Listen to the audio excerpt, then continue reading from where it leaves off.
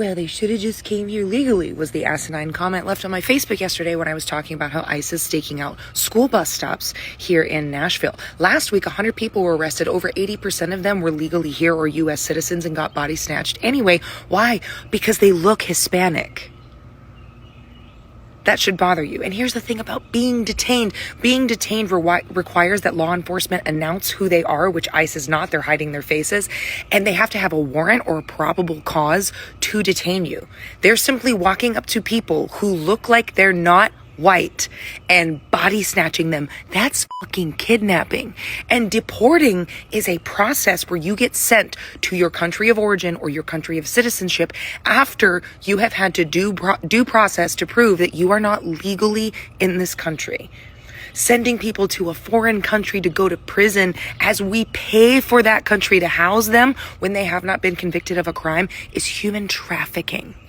And the last thing, they should have come here legally. Does that explain that when Trump's inauguration day hit and the raids started, they shut down the app that had people's appointments scheduled in it and then arrested people who had scheduled immigration appointments, or using their immigration officers to call them into a meeting so they can arrest them there? People that were doing all the right things. The master's degree PhD student who was body snatched off the street because she wrote an article defending Palestine. She wrote an article, which, by the way, the First Amendment applies to any person who has their feet on the ground here. That is not just for citizens, that is for everyone. And the Constitution also gives everyone who has their feet on the ground in this country due process. They should have come here legally. They're taking people who are U.S. citizens who do not look white. They held a boy for over 24 hours in Georgia, even though his mother had his birth certificate and he was born in Georgia.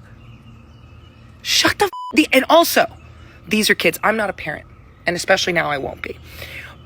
But if I had kids and I lived in a place where I couldn't make enough money to feed them, or I was at risk of having my children trafficked or kidnapped or assaulted, you better believe I would dig under a border with a fucking spoon to save my children and give them a better life.